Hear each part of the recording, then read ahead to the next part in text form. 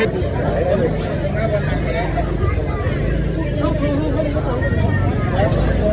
ำเราเป็นวิทย์เหรอเนี่ยเหมือนไปอีกแล้วผ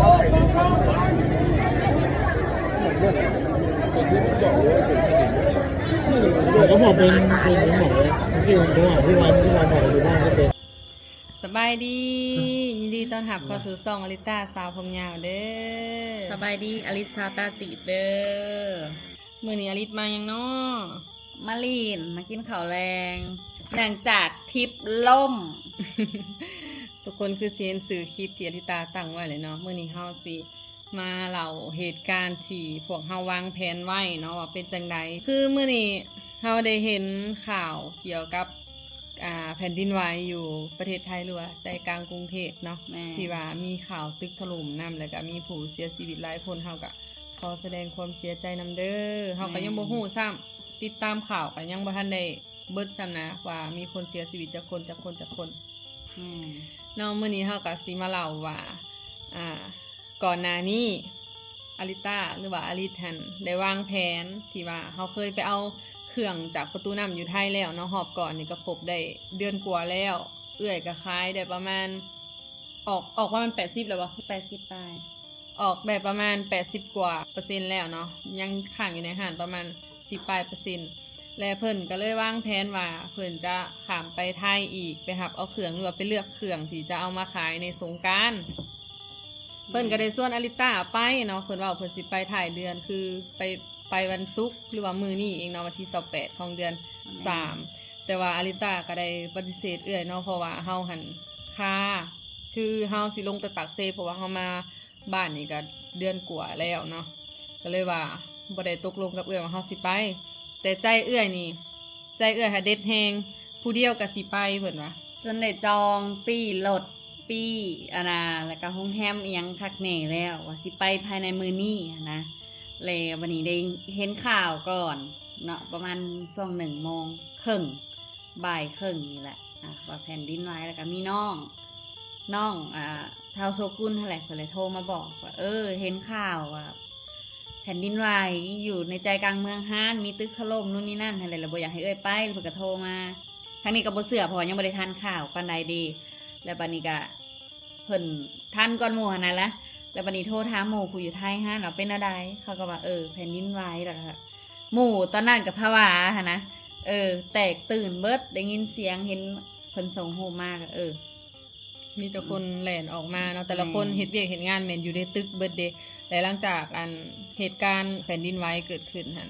แต่ละคนก็ย่านตึกถล่มย่านมันทับหัวก็แล่นออกมานอกเบิดได้เห็นคลิปกะหนึ่งในนั้นก็มีหมู่ของอลิศก็อยู่ในเหตุการณ์แต่ก็บ่แม่นเหตุการณ์ตัวตึกถล่มดอกเหตุการณ์ที่ว่าแผ่นดินไหวเพราะว่าหมู่อลิศหั่นก็ไปทำงานอยู่กรุงเทพเฮ็ดเวียกอยู่แถวสยามหั่นเฮ็ดเวียกอยู่แถวสยามแล้ววันนี้ได้มาเห็นข่าวก็ตกใจเนาะว่ามันอยู่ใกล้กับบ่อนที่เฮาจะไปเลยหั่นน่ะไปเฮาไปแต่ละเทื่อเฮาก็ไปประตูน้ำตึกใบยกนู่นนี่นั่นนั่นแหละแล้วก็เฮาได้ไปเที่ยวแถวยังจตุจักรอีกเนาะเฮาเคยไปพักแถวนั้นอีกหั่นน่ะ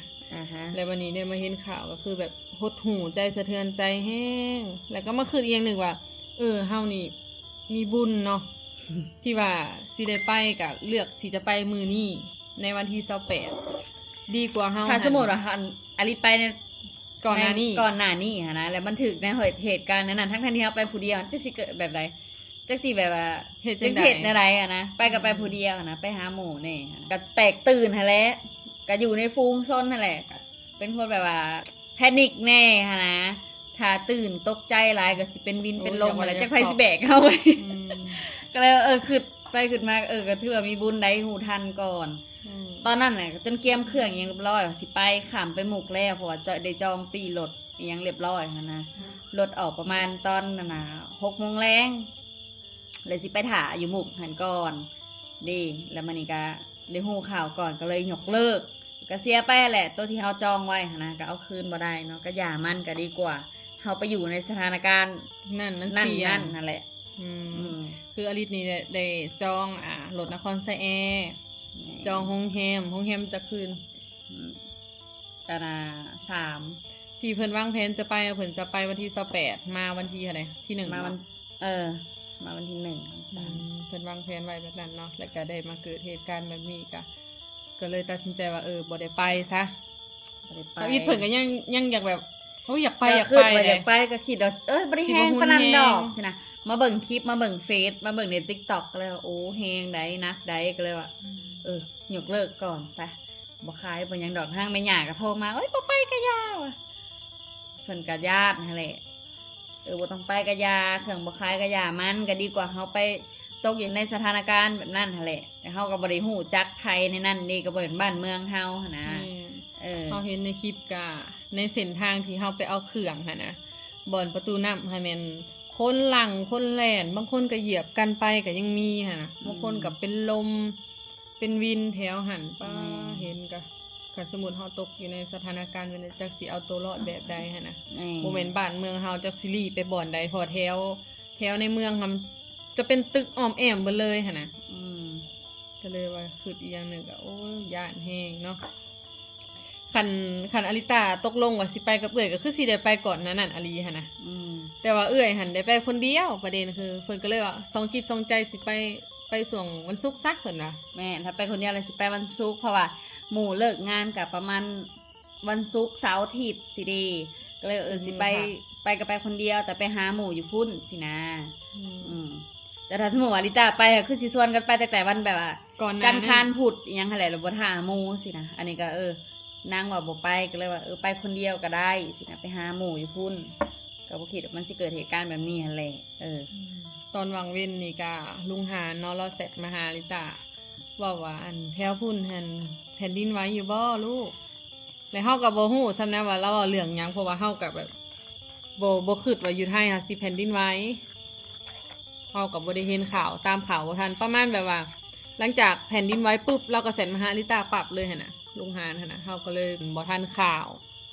แล้วก็ไปเห็นลุงหานเพิ่นไลฟ์สดเนาะแล้วก็แต่ละคนว่าลักษณะในตอนนั้นให้แม่นรู้สึกว่าเวียนหัวคือสิล้มแบบว่า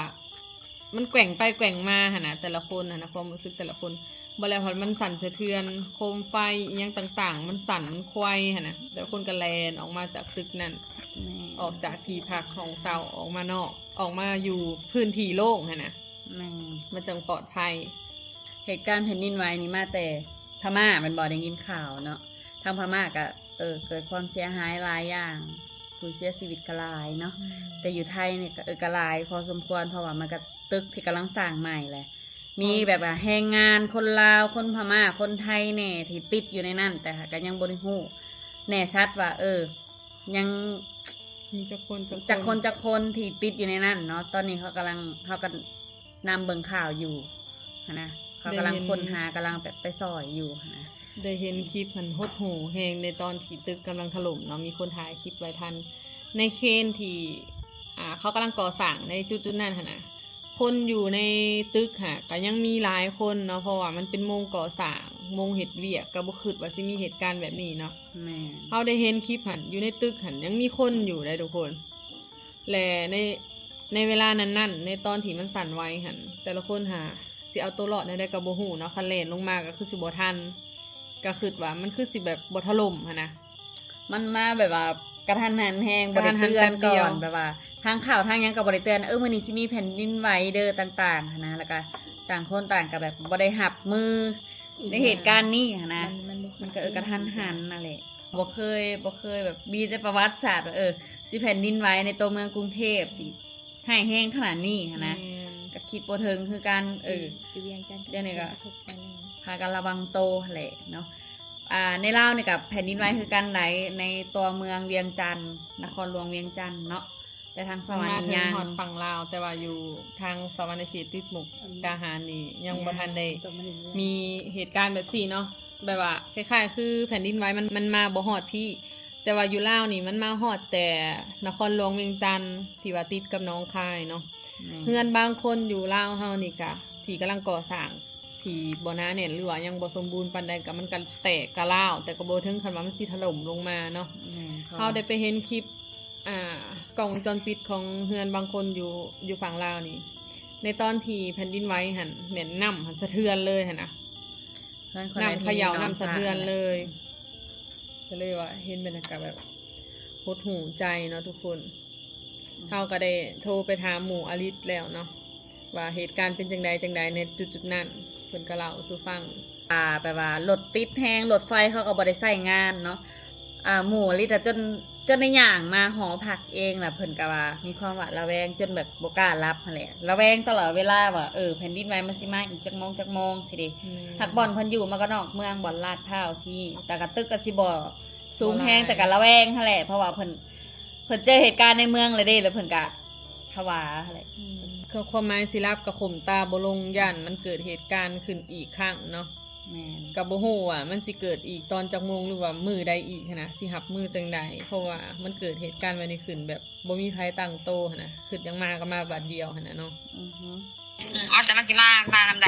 เล่าสู่ฟังดูหาลอยมันเป็นแบบคือแปลว่าเขานั่งอยู่แบบคือตัวเขาเอียงไปเอียงมาเองค่ะนะคนชีวิตหัวเป็นคนนอเบียเนี่ยแต่ว่าดอกไฟกับพัดลมทั้งเทิงนะมันแกว่งแห้งนะแกแบบตอกแตกเลยนะคือเขาไฟนะแต่พื้นที่เขาเหยียบอยู่ค่ะมันแบบคือมันสั่นแห้งคือมันจะทะลุเนี่ยจนแบบมันหายยันยากนะแบบว่าปกติอะไรมันก็ยังสั่นนะคือสิมีคนแบบว่าคนห้องคนหายขนาดแล้วเนาะก็เกย์ตั้งของแรงแล้วมันจะตึ๊กใส่ลิบบ่ได้เนี่ยใช้ลูกใส่ลิบบ่ได้บ่อนตึกถล่มใกล้ก็บ่อนเจ้าอยู่บ่ก็จะจักคนเด้ข้างตึกแดงน่ะก็จะจักมึงข้างตึกแดงน่ะเด้ตัวเขาเป็นอย่างเห็นเนาะตึกกำลังก่อสร้างเขากำลังคนหาเนาะมีคนตุยจะคนเนาะตอนแรกมันจะพม่าเก็บงานใช่นะรู้ว่ามีคนลาวนะคนตุ้ยโอ้ใจจนเหรอคือเวียกนี้มืออื่นไปปกติบ่ยุดเช้าอาทิตย์ละยุดบ่ลงไปอยู่ไอ้ข้างไม่จะแต่ตึก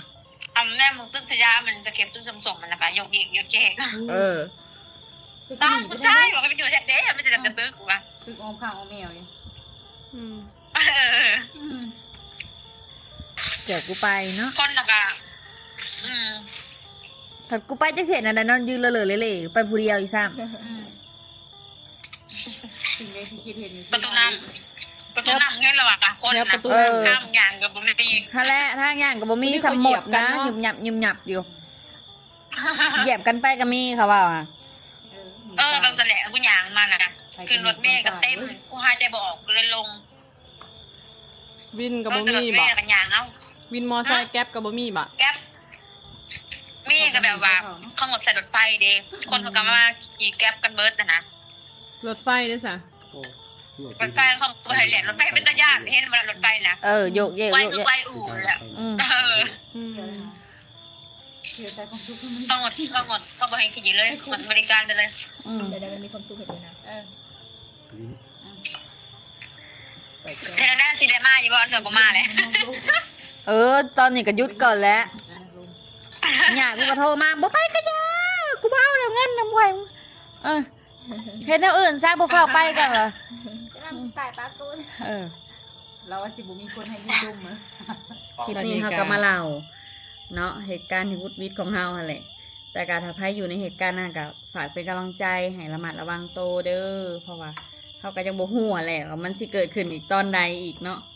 ก็ให้ทุกคนระมัดระวังโตดูแลทุกคนหันปลอดภัยเด้อคนใดที่อยู่ในเหตุการณ์ก็แหละขอให้ทุกคนปลอดภัยเนาะหรือว่าภัยได้อยู่ในสถานการณ์นั้นแม่นเราสู่เฮาฟังเนี่ยในกล่องคอมเมนต์เนาะคือเฮาก็ได้ติดต่อหาแม่พัสลินเนาะแม่พัสลินก็ส่งมาให้เบิ่งส่งรูปส่งวิดีโอว่าอยู่ในห้องหมอหันพากันเอาคนเจ็บออกมาหมอกับแบบทั้งเมื่อยทั้งย่านทั้งตกใจหั่นนะในสถานการณ์นั้นหั่นคนที่เจ็บขาก็อยากว่าเล่นได้นะทุกคนเลย ที่ว่าแบบกระทั่งกระโบเมนว่าขาหักหรือว่าขากุดดอกแบบว่าคนที่เจ็บขาที่บ่หุ่นเฮงหั่นนะก็สามารถเล่นออกมาจากจุดนั้นได้หั่นนะเพราะว่ามันถึงหน้าที่แบบว่าต้องเอาตัวรอดนะต้องสอยตัวเองเนี่ยต้องสอยตัวเองในตอนนั้นนะคือคลิปนี้เฮากะมาเป็นกำลังใจให้ทุกๆคนเด้อเฮากะขอแสดงความเสียใจกับเหตุการณ์นี้และกับผู้เสียชีวิตเนาะค ลิปนี้เฮาก็สิขอลาไปก่อนเด้อฝากทุกคนกดไลค์กดแชร์กด Subscribe เพื่อเป็นกำลังใจในถ้าคำเว้าของเฮาผิดพลาดประการใดเฮาก็ขอโทษขออภัยทุกคนเด้อบ๊ายบายทุกคน